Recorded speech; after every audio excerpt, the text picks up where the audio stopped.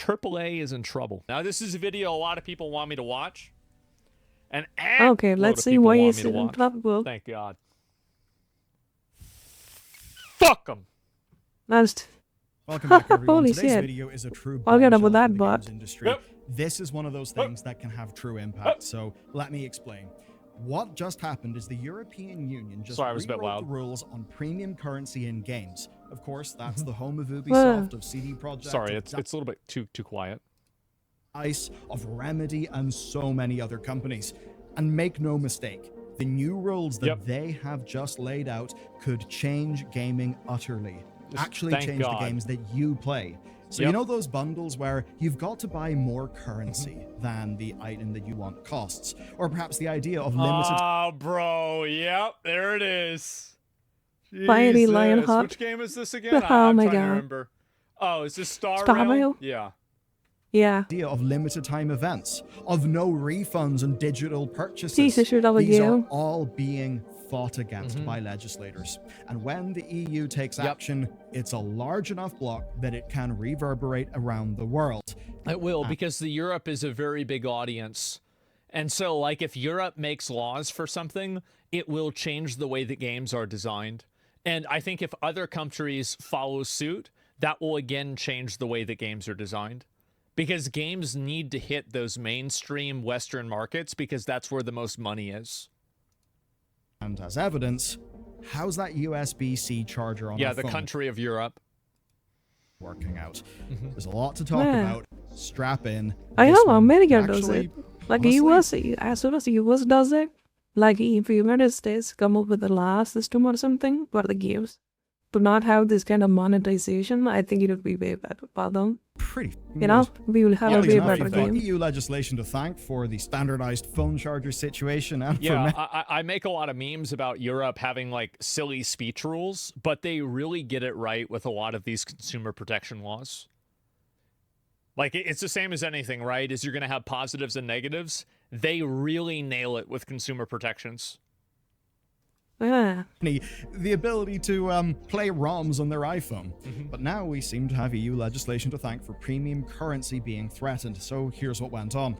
In September 2024, the EU proposed the Digital Fairness Act that was targeting all the practices online Digital Fairness Act. Let's go. Digital services miserable. That's and in particular, it called out dark patterns in video games as one of the targets. Do you remember, like in Diablo 4?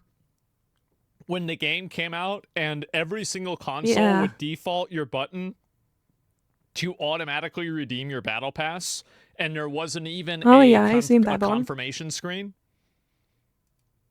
That's basically the gross manipulative techniques that trick and strong-arm money out of people. To be honest, that's especially applying to people who are not yet adults. And this is fairly weighty because in the EU alone, games are obviously big business. Revenues have been going up in the EU. Online game spending in 2018 represented 74% of turnover coming from online revenue. Is that a billion? 20% growth in 5 years. That's nuts.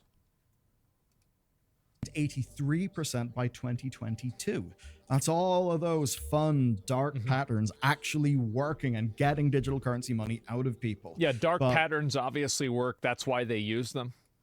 Those dark patterns target the most vulnerable people the most. And there's no more hungry to the eyes of the law than children. Children who spend an average of €31 a month on online games, according to data from Video Games Europe. And this is another big component, is that the majority of games that are advertised to children that have loot boxes in them are not 18 plus. Like, there are many games that use different types of, like, deceptive marketing like this. Their target audience is people who are underage. Yeah, most of them are usually on phone games. Like, phones are very accessible to the children, right? Because if they are annoying, you could just give them a phone and then they play on it. Most of the parents tend to do that. Even in my place, like my house, like around my family members, you know. When the children starts to cry, it's just throwing a fit, they just give it a phone. And then the child plays a fucking gacha game, you know? Like, yeah. Implementing this is really mandatory, I would say. It actually 100%. went down from 2023. I guess that's good. Everyone's feeling a little bit of the economic pinch, but it's not stopped the EU from taking action to protect kids, basically, from predatory premium currency models. And in situations like this, there's often a great offender, right, that is held up as A an great offender. Yes, exactly. I think this is pretty good accuracy. Great one. And again, the big problem That's a good also one. is that like a lot of kids don't really understand the abstraction of like numbers, and Yeah, they don't even know the money and then how much you have to work for it. It's pretty much there, you know. Pretty much understand them, right? Because they're dumb. like different values. So like for example, like you can understand, okay, I spend $100 and I get, you know, this many pulls on average. Well, kids, it's harder for them to abstract that because they're literally not even high enough level to do that yet, right? Like you have to be like level 12 or level 15, and some of them are level 7. So they're just spending money and they're not thinking about it. Yep. example of something doing everything wrong. Yeah, so 3 currencies. you might exactly. wonder, is it an Pretty Activision much. game? Is it Ultimate Team from the EA football games? Maybe it was Did they seriously Roblox. add a cow No. engaged in a bird? No, Oh my today, god. it's a game about horses. It's called Star Stable. You've probably never heard of it. That's right. But if this all does turn That's out right. good, we'll have the horse Shut gods it to thank. down. This is Star Stable Shut it Online. It comes down. from a Swedish developer called Star Stable Entertainment, and it is the game that may have just rewritten rules and monetization in the EU. So yeah, thanks, Horse Girls. Now, it turns out That's that right. Star Stable just uses all of the premium currency tactics in the book, which makes it a pretty awesome example, right? Especially because it is targeted at a younger audience. So in March 24, the Swedish Consumer Agency filed a complaint with the EU-wide Consumer Protection Cooperation Network. That's a What the fuck is mouthful. this? Yeah. And that complaint alleged that Star Stable Entertainment were targeting children and using harmful commercial practices that breached EU consumer regulations. Now, This is the reality for anybody who's not completely intellectually dishonest. These video games absolutely target children. They absolutely advertise to children. And they utilize Yes. gambling mechanics and currency obfuscation to confuse children into spending their parents' money. This is Yes. their business model. 100%. Period. And then it now, works the and it findings gives them profit. corroborated much of those allegations. They found Star that the game Stable made direct Online? appeals to No children idea in what their that apps, is. that they were using pressuring techniques like FOMO, which is particularly despicable when it's not, you know, on adults, and there was a lack of transparency on purchases and loads more Yes. things. I mean, here's an example of one that's particularly rough. They were responsible for influencers promoting the game to kids without any disclosure of the spending risk. So, in short, Oh, yeah. it's bloody well damning. Star Stable Entertainment now have a month to address complaints and propose solutions with their game, but what matters for our purposes today is the Consumer Protection Cooperation Network, we can just call the CPCN. They have laid out what they want. So I'll spell it out via an example.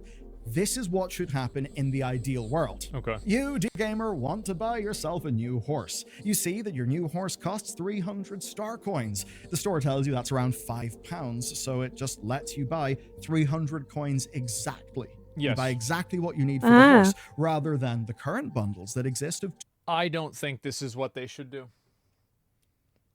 I think that they should go a step farther. Oh, You okay. should What be is able it? to buy anything for an amortized value.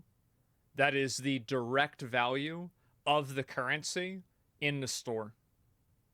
And every instance of in-game currency being assigned a value needs to be accompanied by the USD value right next to it. Ah. That- I mean, at that point, you would just remove the fake what currency, needs you to know, the happen. monopoly money Like, completely. I'll give you an know? example. buy yourself a new horse. You see that your new horse costs 300 star So, like, this right here. Like, why would you even have that? Like, this right here. I think should he's have gonna in put dollars behind parentheses it. $3. Yeah. Theoretically, right? Obviously, it's a different amount, but like it's something like this. Every single instance of this being shown on the screen needs to be accompanied with a direct dollar value or local currency value conversion. Yeah, you could go even further and then get rid of this completely. Like, why do you need a fake backup money currency anywhere? That is easy Yeah. to understand and is an alternative purchasing I don't think he is going that far though, method. but we will see. You mean he's not go that far? Yeah, some of the It's chat is literally saying it. that simple. that exist of 200 coins or 400 coins. And also, by the way, there is no reason not to have this. The only argumentation not to have this is just so they can confuse the player. Yes. There is no benefit to the consumer that the dollar amount or the local currency amount is not displayed. And I think that's a very, very important component, is that get rid of just fake currencies. I don't mind the fake currencies. The reason why I don't mind the fake currencies is because sometimes you can farm the fake currencies in game. So it's okay to have the fake currencies, but they have to be assigned a value at all purchase points. I see, yeah. We just got that right about that. I thought about this a lot, and I think that that's the best way to approach it.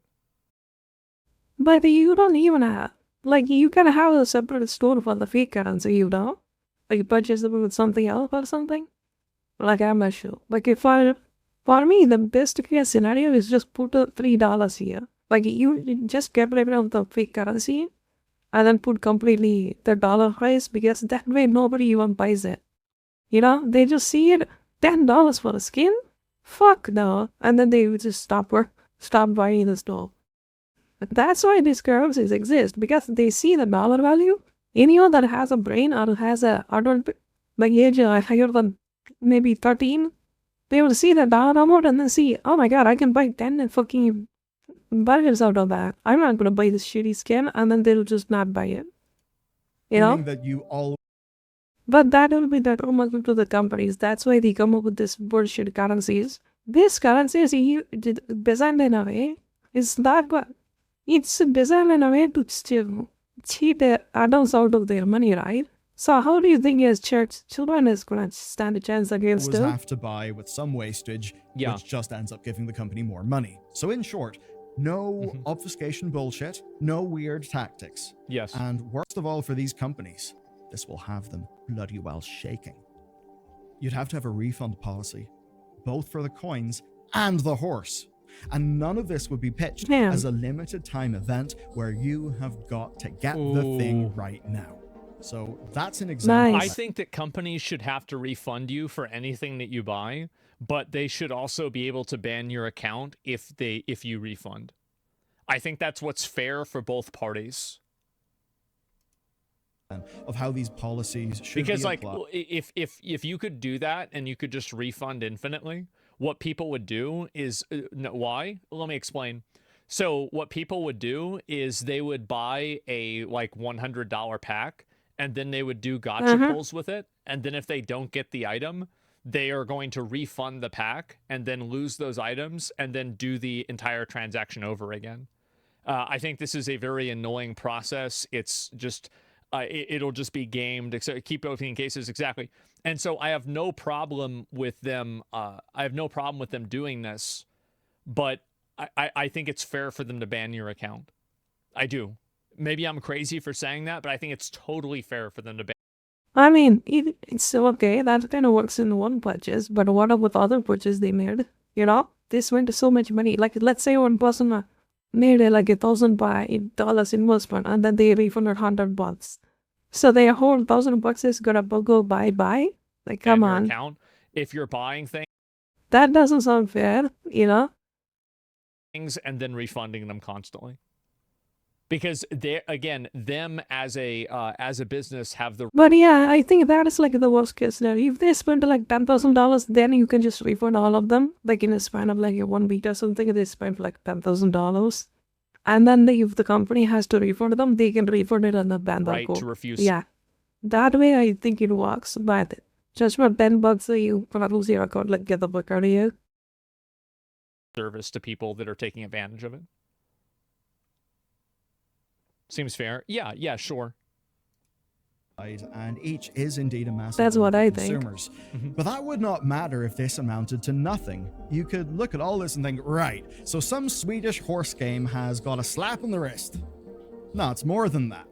This seems to have backbone. So here's the big important bit. Here it is. These solutions are the backbone of what the European Consumer Organization calls key principles for trustworthy gaming environments. See, this is the beginning of regulation here.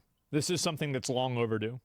These could cause Hell huge yeah. problems for anyone Finally, who's using premium Jesus currency. Christ, it's getting When I say this could shake ridiculous. the foundations of the game industry economy, I absolutely mean it. So these, which I'm going to spell out for you, are the minimum requirements for purchasing and using virtual currencies in the EU. And what's neat is the philosophy behind them. So the CPCN considers these premium currencies as an equivalent to the real money that is used to purchase them. And They are. They are. Just undeniably they are. Like, you don't just get to change it into something else and then say, oh, it's not real money. If you're spending real money to buy something in order to buy something else, because that's the only way to do it, this is functioning as real money. It's dishonest to say otherwise. that for them means that they are just as worthy of legal scrutiny. So you can see how that is, in a way, a mindset shift that paves the way for actually treating these as they are.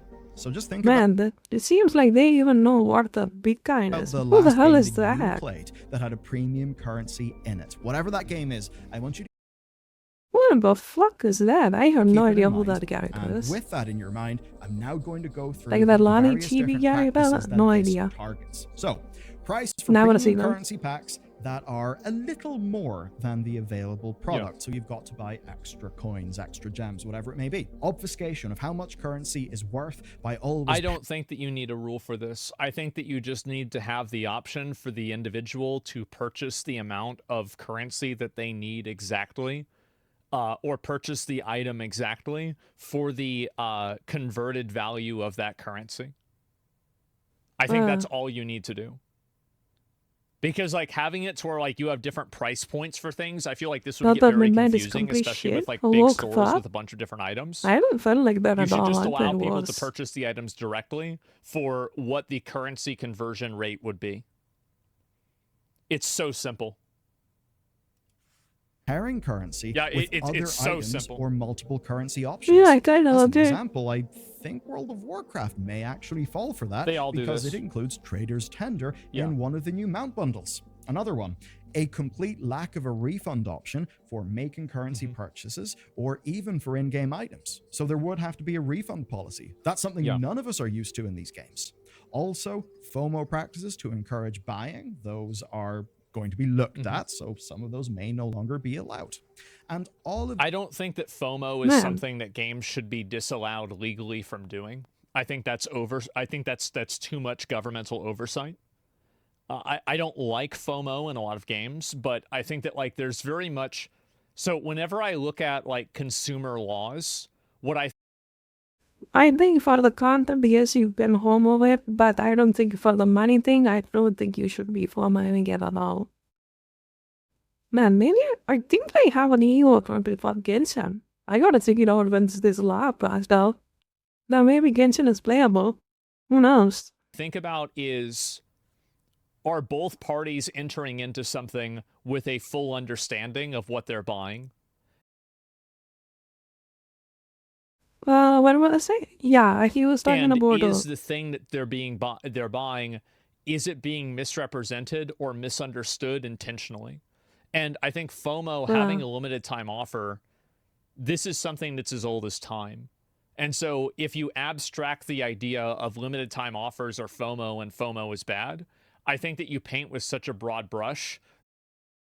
I think he is wrong about this one. That limited, his argument is he's saying that the FOMO is like almost as old as time, but those products are those are physical products. They would physically disappear. But this is the digital dog shit. You can just take a Control C and Control V. So I don't think FOMO should be a thing for digital products whatsoever. Like, you can just literally print how many you want, so it doesn't make any sense. You know, for a digital product to have FOMO. You could have FOMO for content maybe, but not a paid product. Like the skin or something like that, that's FOMO, like fuck that. That's so annoying. Genshin does it with his car, what do you call it, the stories. Kinda annoying, but it is what it is, I think that should be fine. Because most of the MMOs kinda does it, but for the skins, no. I completely disagree on this one. He's kinda wrong on this.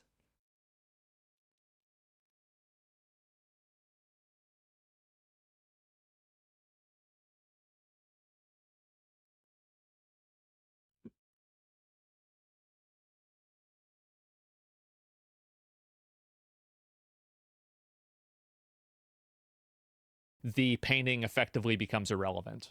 So what I think is more important to do is to make sure that when a person is buying something, they have complete understanding of what they're spending their money on. And that's the most important thing. And they're not encouraged to or tricked into buying something that they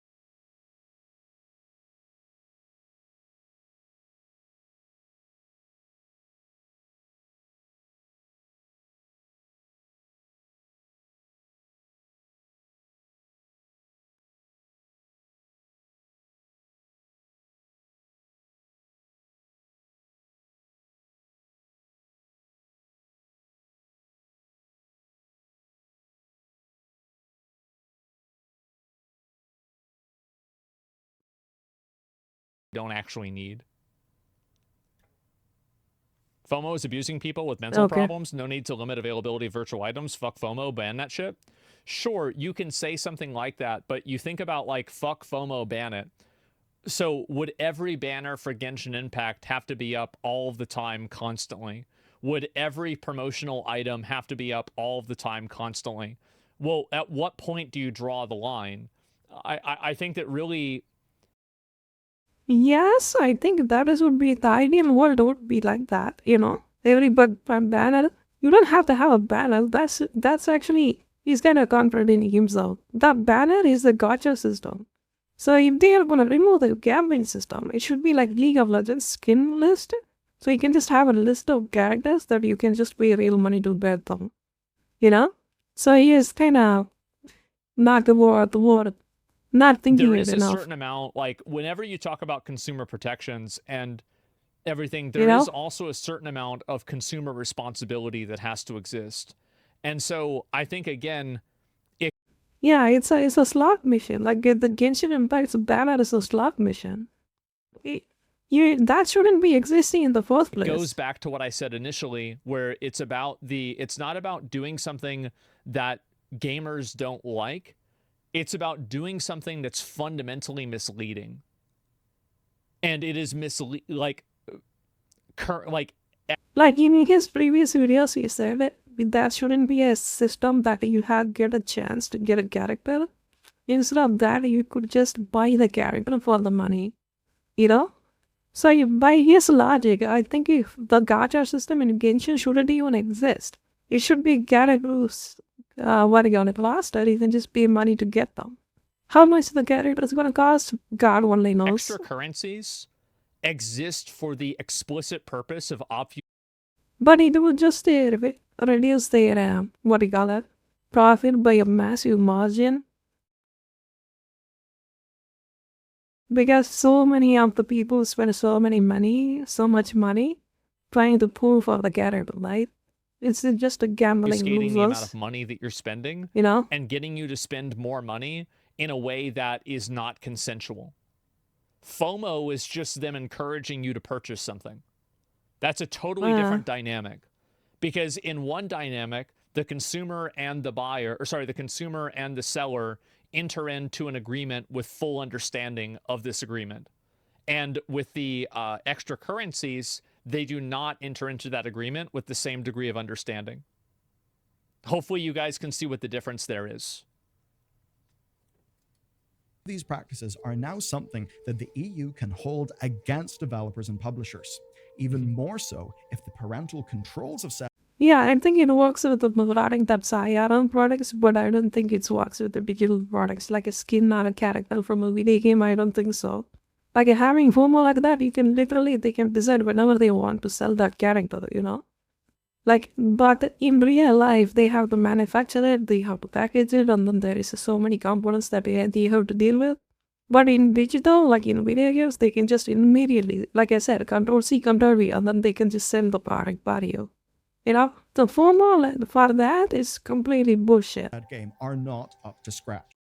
I think it is a good idea to get rid of that, but you know, it's less a case of me saying, can you think of any game that falls into those categories? And it's more me saying, can you think of a game that doesn't fall into those criteria? There it is. It's fairly humongous, which might indeed be the point here. We know this is something the EU the game that doesn't fall into that one of the criteria, remembering every single player games mostly doesn't do that. Circumstances than just Star Stable. As an example, in September 2024, the European Consumer Organization published a report on popular online games, and in that report, they targeted Diablo 4, EA Sports FC24, Minecraft, Fortnite, and a bunch of others, and it was all about how the virtual currencies work. They were not thrilled on what they found in those games, right? Yeah. Because many of them, well, they did the same things that, Star Stable did that we do not like. Yes. That straight up means we can say that Electronic Arts and Blizzard Entertainment are being directly targeted by this body.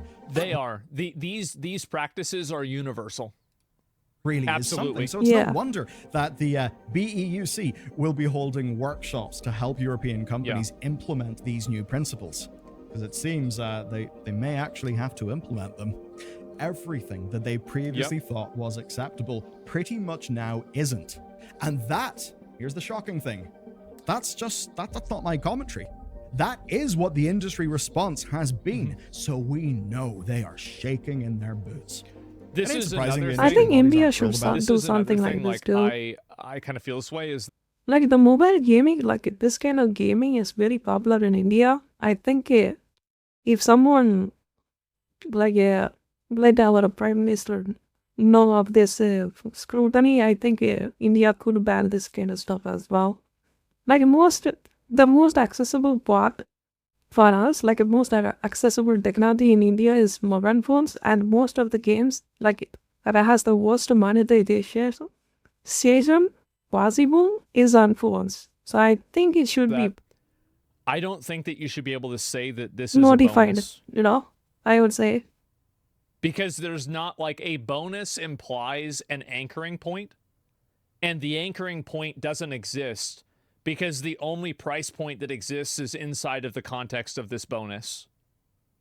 Yeah. So it's like basically putting something out there for normal price, but then telling the consumer that it's on sale, which is again and hopefully you guys can see kind of like how there's like a philosophy behind this with me. This is again, this is doing something that is misleading. You are intentionally misleading the customer, which I think is effectively fraud. Yeah. this. And a big shout out to one of our Belgrade Games members, Neo Nebulosa, for directing us to this stuff. So the European Game Developers Federation and the Video Games Europe, or two groups basically, they've published a joint statement that expresses their disappointment with the findings. Let's read their statement. Quote, "We are disappointed by the lack of engagement from the CPC network in creating these principles, which introduce new legal theories and misguided interpretations of EU consumer law that will create confusion and disruption for European customers." Sidebar. Oh no, we're going to be disrupted by sort of annoying predatory stuff going away. What an awful Yeah, this is awful. Wow. So wait a minute. The consumers are going to be confused because we're removing the confusing elements of the game. Oh, really? disruption. Yeah. Back to the statement. It will also present a challenge to the industry's future growth and could even deprive millions of consumers access to their favorite games. My Now, God. that last bit is No, it won't. If your game is not financially viable without you taking advantage of and misleading customers, then you don't have a financially viable product. It's that simple. If the way for you to do business is unethical and breaks laws, then you can't afford to do business. It's that simple. interesting thing.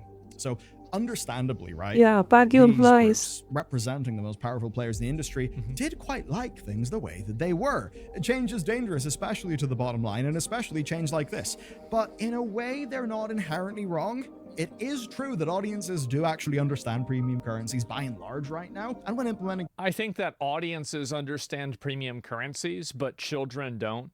And these games are advertised towards children. And if every single audience understood premium currencies, you wouldn't see as much obfuscation and how many... Because, like, if there is... So think about this logically, right?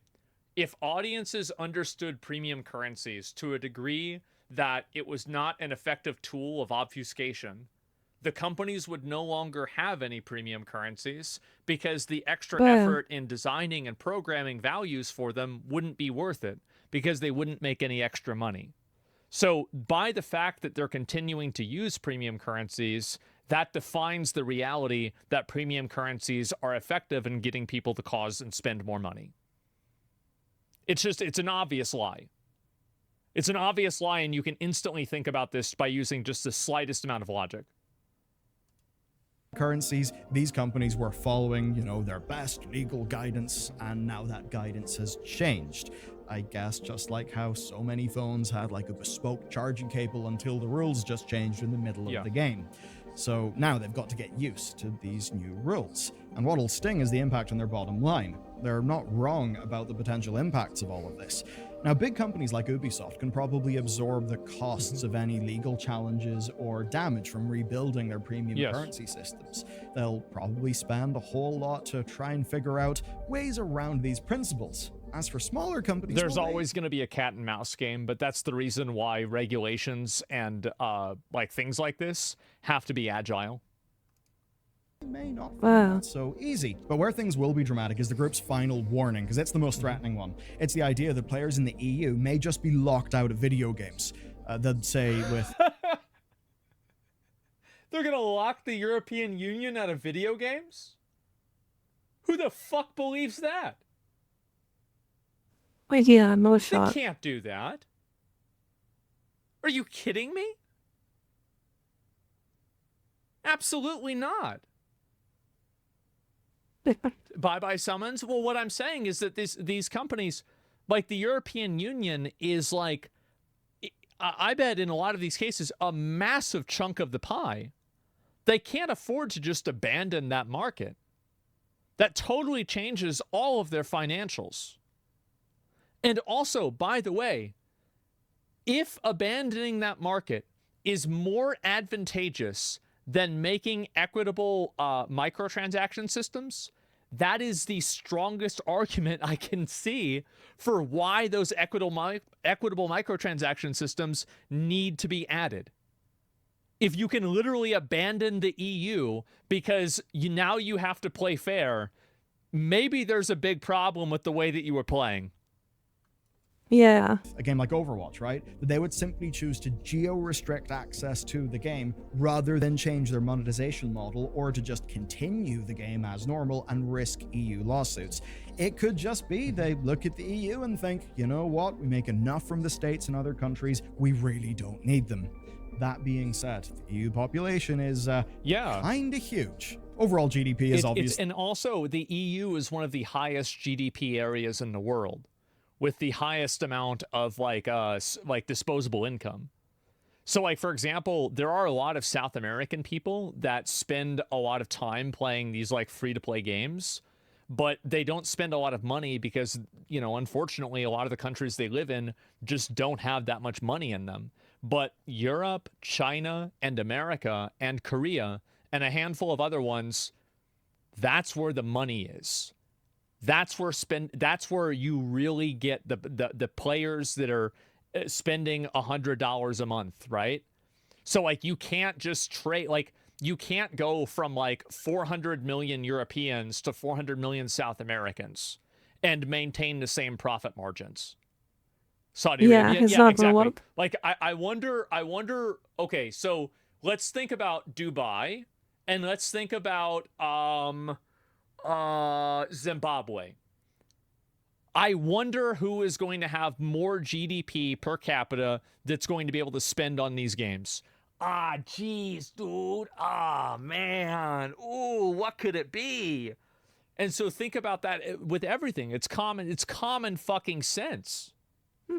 The one that has more IO. A very, very flawed. Yeah, they metric. can't do that. But as an example, right? Wink, Just wink. Googling this It's here too in big of a 2024, market. the EU's nominal GDP was about 17.9 trillion, That's and 1/6 of gigantic. global nominal GDP, which is quite a lot of money, and a Yes. hell of a lot of that GDP globally will be in other countries like, say, For China. context, I could be a little bit outdated with this. America's GDP is between 20 and 25 trillion, I believe, and China's GDP is between, I think, 13 and 17 trillion GDP. So the European Union is gigantic. Where a lot of these companies will not be able to go in and directly monetize. That could actually mean that they will feel the need to change.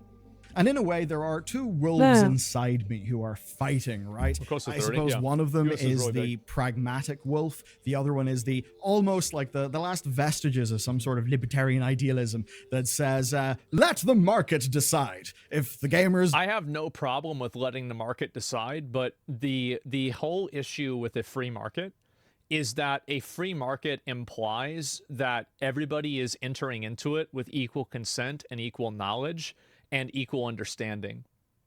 The big problem is that a lot of these companies exist inside of the context of marketing to children and marketing to demographics that are not able to do that by the nature of the category they are, mainly children.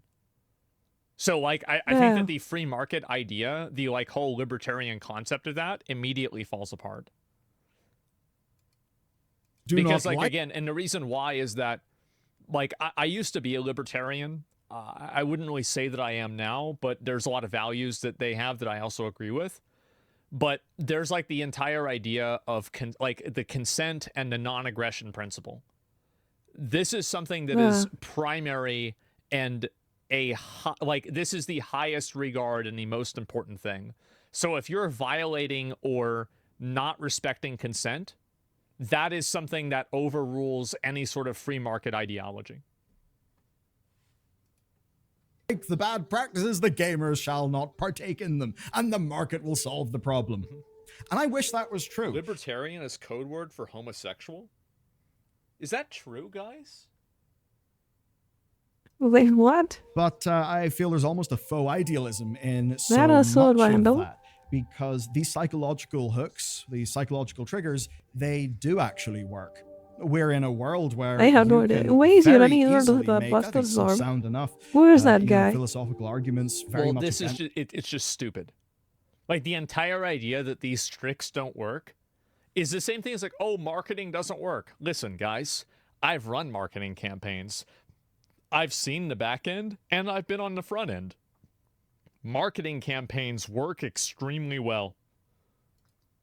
Regulation and all of that, and I totally get that. I'm fairly sympathetic towards that in many cases, but the thing is, They wouldn't keep doing it if it wasn't working. we've also got to be pragmatic, and True, part of that true, is true. being a bit humble about the human condition.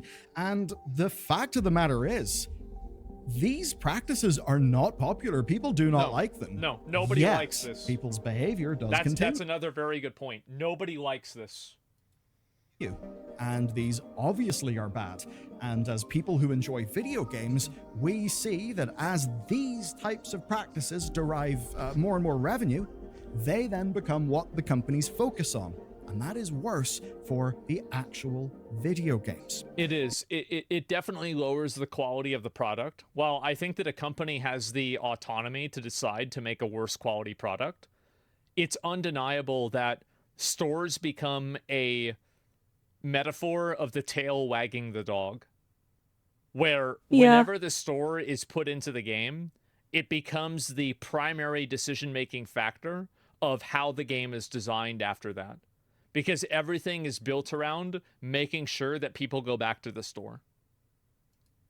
Because I suppose in a way, how much of game industry revenue comes essentially from psychological manipulation? Wait, that's moved the ninja. That was what they're doing there. Because Is the that Call moment of that you Duty? couldn't use psychological manipulation, What the hell are they doing with that the game? practice of doing so was put at risk in China.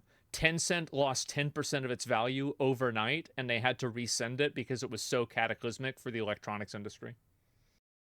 You couldn't use psychological manipulation, and the practice of doing manipulation and these various business Wait, I kind of at least forgot. 10%, Didn't because do the it. moment that you couldn't use psychological manipulation and the practice of doing so was put at risk in China, Tencent lost 10% of its value overnight, and they had to resend it because it was so cataclysmic for the electronics industry.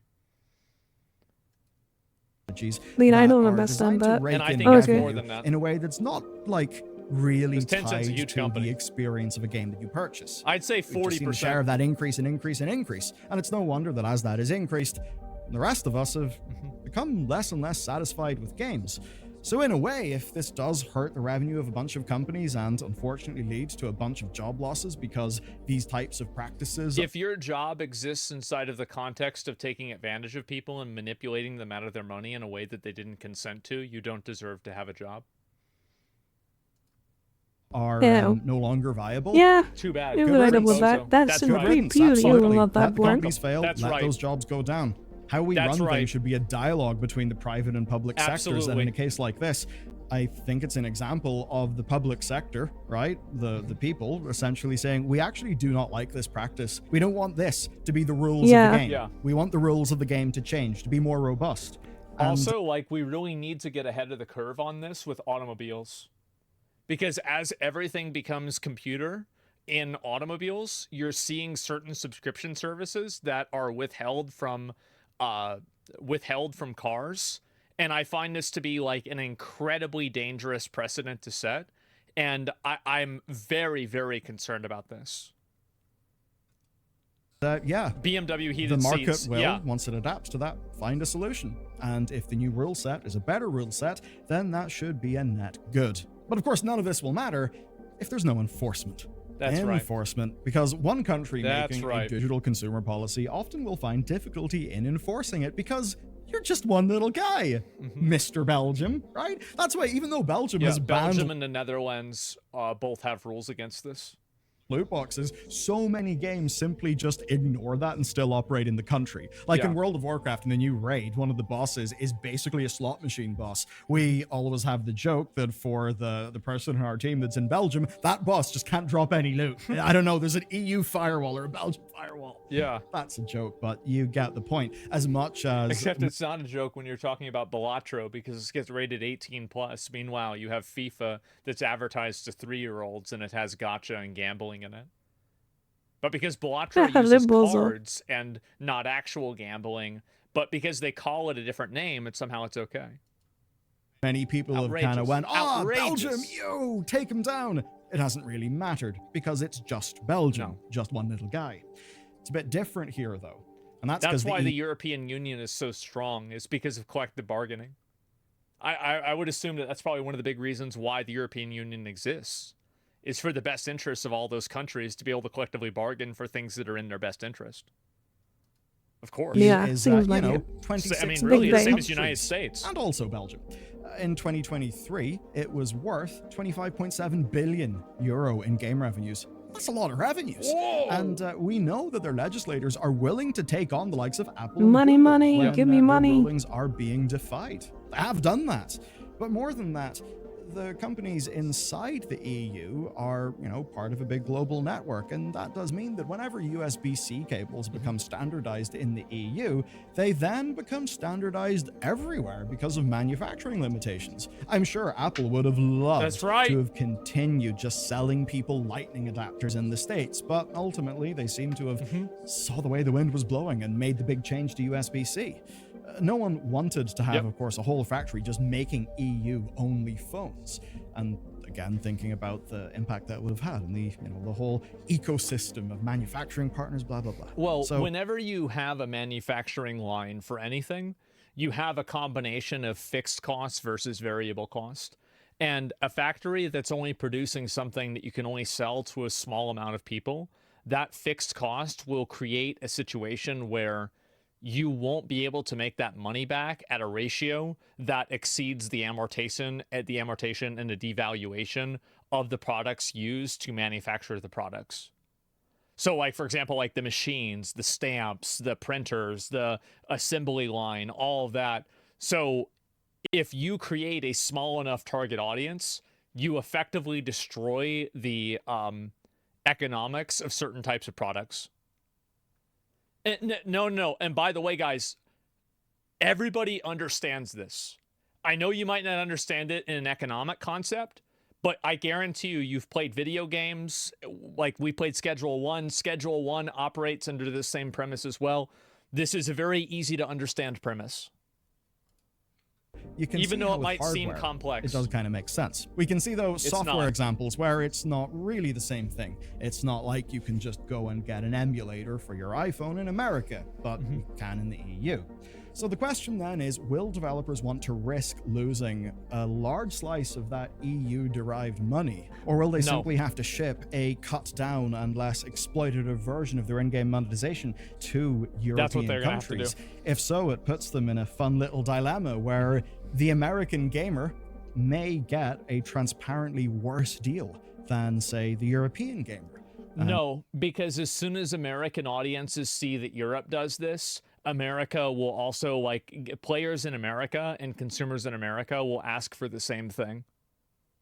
And I think this is, like, for comparison, this is one thing that if you look at, like, RFK, and, like, I don't want to get, like, super political about this, right? But a lot of the things that, like, he's advocating for, like, why the fuck is it that in America there's like 50 ingredients for something, but, you know, for cornflakes, but in, you know, Belgium or, I don't know, England, there's 7. That's a really good fucking question. And so, like, there's, like, and this is an ongoing conversation that is happening at this very moment. So, like, we joke around about Europe having, like, you guys have, like, weird speech laws, right? But you guys really nail it with these consumer protection laws. And, like, hey, I think we should steal them. Like, we should 100%. Like, Europe is by far and away way better on consumer protections. And you can say, well, compare your Yeah, store it looks to like mine. it. My one is a bit You're more welcome. respectful. Yeah, thank you. Doesn't have as much FOMO. Doesn't have as many tricksy bundles and things that basically feel like a scam. And that'll be a bad look. Yeah. That's the dilemma that these companies face. And in a way, it's all thanks to a game about horses. So, Got him. hero of the Fucking day, got him. horse girls. I guess that's a thing. Fuck 'em. Okay, tell you what. Starts though, with if you the wanna do horse, story, another into big, the horse. juicy Let's story, go. Check out this one. It also hits Beginning the EU. of the It end. also hits corporate melodrama, which is honestly some of my favorite. Oh boy, another Ubisoft Dead video. I like the sound of that. We'll watch that tomorrow. And yeah, I'll probably have to look at that. And so anyway, I don't like consumer protections. If the consumer is too dumb, they deserve to lose. Just my opinion. I know it's not popular. I think that you make a great point that consumers should be a consumer being stupid is one thing, but a consumer being lied to is something else. And so anyway, and I want to go ahead and let me see if I can find like your message, and let's explore this thinking. So like if a company charges you $100, for example, and then they give you $50 worth of the product, do you think that you should have any recourse for that? Like you spent $100, you expected to get $100 worth of stuff. You're actually only getting 50. By the way, massive W Bellior video, huge fucking supporter. I love this guy. Obviously, I've watched his videos for, I think, what is it, fucking 10 years now since WoW. So make sure to give the video a like. I love his new videos. I think he covers a lot of topics I totally fucking agree with, right? And so, yeah, make sure to give it a like, give him a sub and everything. Yeah, I completely fucking agree with what he's saying here. So let me read what it fair. Yeah, exactly, right? And so like consumer protections, like this is the problem, is that consumer protections, everybody agrees with consumer protections. Like, for example, if you buy a phone and then the phone blows up, somebody has to be accountable for that, right? Like everything, like again, people that don't like regulation, that are complaining about it on the internet, are like people that are fish complaining about water. Your keyboard is regulated. Your mouse is regulated. The monitor that you're looking at is regulated. The PC that you're using is regulated. The internet itself is regulated. The ISP that is giving you internet is regulated. Everything about this is regulated. Like down, like the cord that you have the internet go through is regulated. So yeah, 2-year warranty by law. Yeah, exactly, right? And so everything is, yeah, you're sitting in a chair that's regulated. Everything is. And so to be against this is, I think, very, very short-sighted. I think this is absolutely a good thing, and I'm really happy to see the EU taking some accountability for it. I'm very happy to see it. And hopefully we can do the same thing. We can follow their lead. And I'm glad to see the Europe doing it as fast as possible.